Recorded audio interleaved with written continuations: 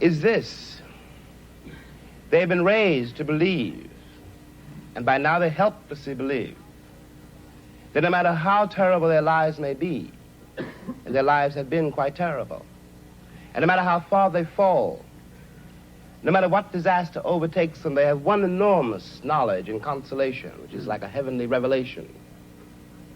At least they are not black. Now, I suggest that of all the terrible things that can happen to a human being, that is one of the worst. I suggest that what has happened to white Southerners is in some ways, after all, much worse than what has happened to Negroes there. Because Sheriff Clark in Selma, Alabama,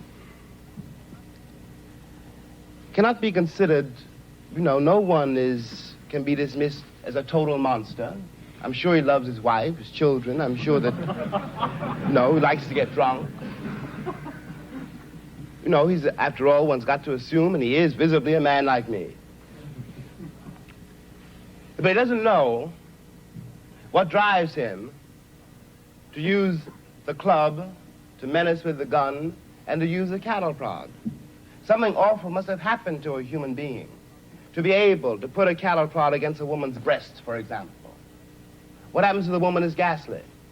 What happens to the man who does it is in some ways much, much worse.